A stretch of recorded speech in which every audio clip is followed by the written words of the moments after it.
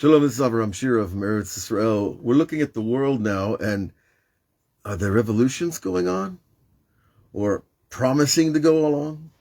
We see them in Russia, in Ukraine, in China, in Taiwan, in Africa. We have all over the place countries trying to free themselves from the oppression of other countries. And Hanukkah, of course, is the Jewish story of that paradigm. The story of an opposing powerful force that enters a weaker, smaller country to take advantage of its resources. And so the cultural revolution that takes place is that the conquering people dominate the culture. And they want to assimilate you into them. And that means they want to take your identity. So let's call it a national identity theft. Because that's essentially what's going on when the British went in, wherever they went to build the British Empire. And the French did it in the French Empire. And the Russians have done it to this day. Everybody's trying to impose their culture. But why are they trying to impose their culture? What do they care? What do I speak? What do I eat? What do I wear? What calendar I use? What God I serve? Why do all these oppressive cultures from 5,000 years care? Well, I'm afraid to say they know why. They're very smart people. Oppressors are generally smart. Tyrants aren't dummies until they get, paranoid, schizophrenic. And the reason they do it is because they know that if they can co-opt our culture and take your identity, then they can dominate you. And that means they can dominate your labor and your resources. The earth that God gave you to live on. Nobody owns this earth except God. Now the Russians can say this is Russia, the Americans can say this is America, but always, if you go further back, there was somebody else there, and if there was nobody there, okay. But God gives every nation its land, and humanity seems to be upset with the program and wants to co-opt other people's land and their resources, of course. And then to do that, they have to fight you. And to fight you, they don't want to fight you and lose soldiers. They want to fight you by taking away your culture. And that's what the Greeks did to the Jews in the 2nd century BC. And how did they do it? Well, they made a simple law. After coming in, of course, with their dominant forces and their military might and power and money and influence, they made new laws, and they're very simple laws, but they were aimed right at the heart of the Jewish people and right at the heart of Jewish identity. And I think until this day, we're still trying to get that back. Now, of course, the Jewish people have an identity, and it's international. The truth is, Jews are from all over the world now. And so Jews have co-opted cultures wherever they've gone. And they've integrated them to themselves to varying degrees of influence. But the Greeks, they said, no more Shabbat, no more Brit Milah, and no more Rosh Chodesh. What were they attacking? Did they really care that we serve one God and they serve 30? Is that what they're really worried about? No, they knew something else much deeper. That if a Jew has Brit Milah, a covenant with God, an agreement, a contract, and you have a day of the month that you set the first day of the month, that means the calendar goes according to your perception of time. And your historical narrative outflows from the calendar. So if you have a calendar, then you have your own narrative. And that's part of who you are. And that's your identity. And that's what it means to be a Jew. That I pay attention to the Jewish calendar. I pay attention to the non-Jewish calendar because the world is operating on it in many, many ways. So after they took Brit Milah, which they don't want us to have that covenant with the one God because that's our power. That's our source. That's our unity. That's our strength. That's our survival. And it's proven that over and over. So they take away the covenant. Well, maybe your sexuality isn't so important. You can do what we do. You can sleep with anybody. Because that's what they do. And they took away Shabbat. Why Shabbat? Because Shabbat is the greatest gift. It's a day of rest in a world where everybody wants to make everybody else work for them. And the minute you say, no, I'm not working today, you're a free man. At least that day. And if you say, no, tonight I light candles and bless my God over a cup of wine, and no one else can tell you what to do, you are free, at least for that 24, 25 hours. So the Greeks knew this. We want to break the Jewish attachment to Judaism and their own identity. And that's cultural warfare. And that's what's going on today. And ask the Taiwanese if they want to adopt the Chinese culture. And ask the Ukrainians if they want the Russian culture. And ask all the countries. Nobody wants to give up their identity and their culture. Why should they? They were raised with it. They were born with it. Their parents and grandparents suffered for it and earned to be part of a tradition, whatever it is. And the Jews probably more than anybody because we're the oldest people that's been around. At least as a cohesive, unified identity of people with a law and a consensus of law. Now, not everybody agrees with the Torah on every law. That's okay. We can work that out. We got plenty of time to talk about that. But the cultural revolution that is required to maintain your freedom, sometimes it has to go to war. And sometimes it doesn't. And nowadays, war is too expensive. And killing people doesn't really accomplish anything. So where is the warfare being fought now? Where is the battleground? Well, it's right inside your mind, inside our hearts. That's where the warfare is being fought. Whose loyalty do you answer to first? Whose loyalty is number one on your list? Because we have many loyalties. We have loyalties to our families. We have loyalties to sometimes our job. We have loyalties to our football team. Isn't that important? We have loyalties to traditions.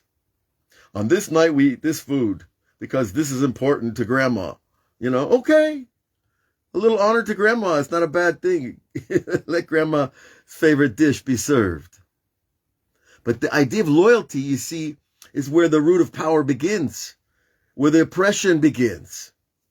If you can break somebody's loyalty to what they believe in, then it's easy to dominate them.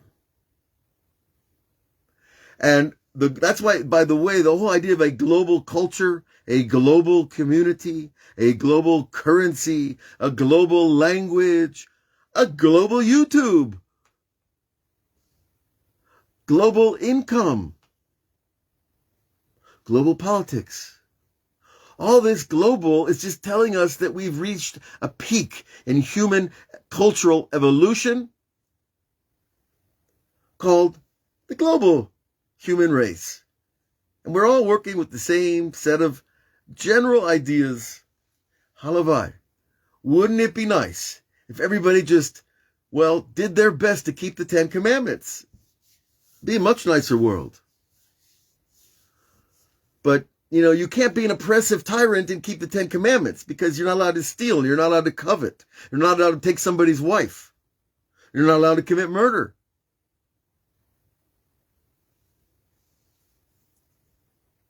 So you see, Hanukkah, it's not a Hag. It's not a festival for just children to celebrate the victory of the Jewish people so many years ago. At all. It's here right now in your living room. It's here in your mind. It's in your headset. It's on your PC. It's in your phone. A cultural warfare for your loyalty. To whom do you answer? And that's exactly the way God designed it to be. that at the end of days and the end of 5,783 years of wandering around this planet, humanity gets to make a choice. Who do you listen to? Who is the authority that you give your power to? And Hanukkah comes along and says, be careful. Be careful of those Greeks. Be careful of those father nations. Those patriarchal lines of tyranny. Those lines of governmental power. Because when you put the government and the industrial complex and the military complex and the food complex and the medical complex all together in one room, that's where the external power of the human rest is sitting at a table. But the Jewish people that follow the Torah know better, because they know that the world does not go from the outside in. What we do does influence heaven, but where heaven is going, where heaven is taking us, where God's master plan is being expressed is through us now, from the inside out. And the inside means how you live, and the laws you keep, and the practices you keep, and the traditions that you honor, and the people you answer to. So if your boss says you're going to work on Shabbat, you say, I'm sorry, I can't. I have a higher boss than you. And if you don't like it, well, I trust my higher boss will find me another job.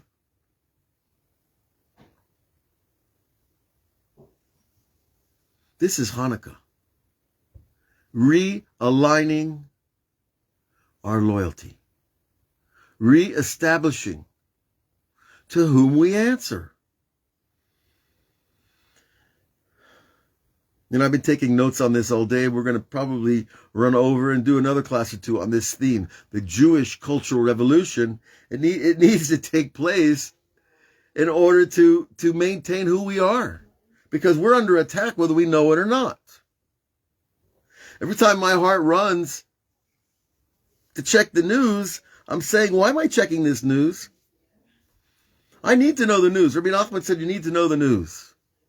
But he's not talking about every detail of every bicycle crash and every, time it rains or snows or every sin that every human being commits on this planet. We don't need to know about those things. That's God's business. That's not our business. And it's better not to know. And that's not called putting your head in the sand. That's called protecting your head from the voices of the external forces that want to control by their very nature. See, because the nature of power is that if you don't have it, you want it. And if you have it, you want to keep it. Unless you have a spiritual system that teaches you, we already have a power. It comes from the Maaseh Bereshit, the beginning of creation. It becomes from the forces that mold us and shape us. And the Kabbalah explains it all very nicely, and you can join us in all these classes that we have. Or come to Israel and join us live at the Marat Machpelah or the Nar Shalom or the Kotel Maravi or King David's grave. Wherever I go, you're welcome.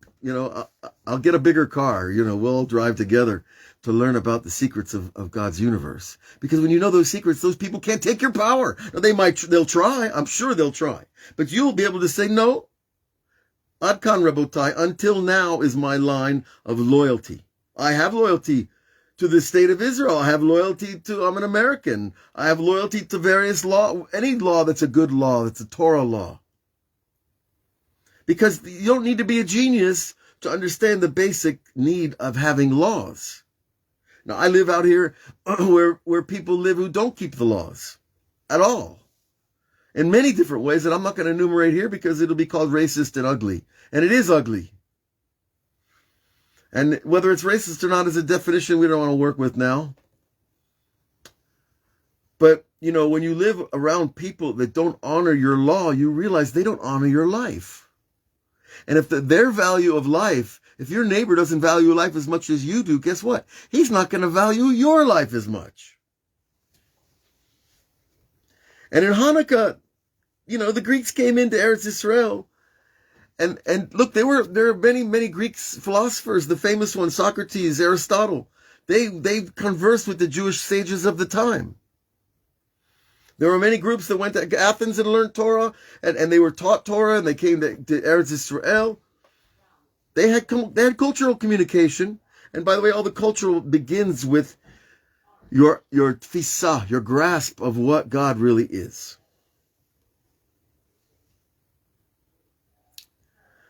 So we're going to spend some time discussing this idea of a cultural revolution of Hanukkah.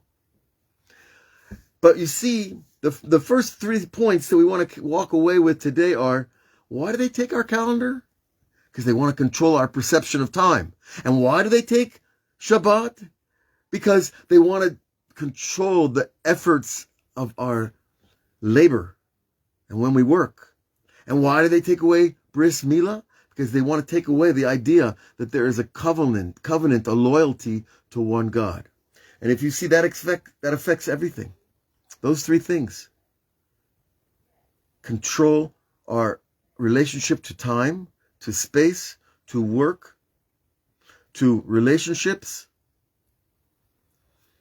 and of course to our ultimate perception that there really is one God with one will, and one Torah, and one goal, and one map, and one goodness, and one truth, and one narrative. And if you don't agree with all of it, okay, but learn a little bit before you declare your atheism to the high hills. Fine. But first learn. Learn the real stuff, not the black and white thinking of the ages. Learn the Kabbalah that's only coming to surface now over generations. And you can learn it in any language you want. Almost. And if you can't, well then write me, avrahamshira.com or at Gmail. But understand, the answers to your questions are there if you're ready for them. But if you're not ready, because it hurts too much to hear about the reward and punishment. Like, I don't like a world where there's reward and punishment. I just like doing what I want to do and getting what I want to get. It's like a child. But you need a reward and punishment. Now, that's a very juvenile level of metaphysical perception. Trust me. I'm sure you hear that. That if I only serve God because I get a punishment and I'm afraid of getting afraid of the punishment and I only want that little reward, that's just the beginning of a spiritual mindset and a metaphysical grasp of the universe, which is what we are. So we're the created to serve the Creator in order to extend His creation into the world and to transform the physical back to the spiritual, which it was in the beginning before there was anything called the fall from the tree into knowledge of good and evil. There was one tree of life, and it's still there. And it's waiting to speak to us if we put on the right headphones. God bless you all. Have a happy Hanukkah. We light candles when the stars come out. We light them by the door. On the right side, you put your Chanukah outside the door. It's the left side going in the door, right? If you're facing outward, the mezuzah is on the left and the Chanukah is on the right. You put it about 80 centimeters high, and there's 3 blessings you make tonight, and then the rest of the nights of Hanukkah there's two blessings. It's in any Jewish siddur, anywhere you want. It's online. You can go to Chabad.org and get everything you need to know, and a lot more that you would be lucky to know, because there's so much information. And Judaism is, a normal Jewish library has 100,000 books, and that's more than a lifetime of work. So we have these tools that help us. Enjoy Hanukkah. Spend the time with your kids.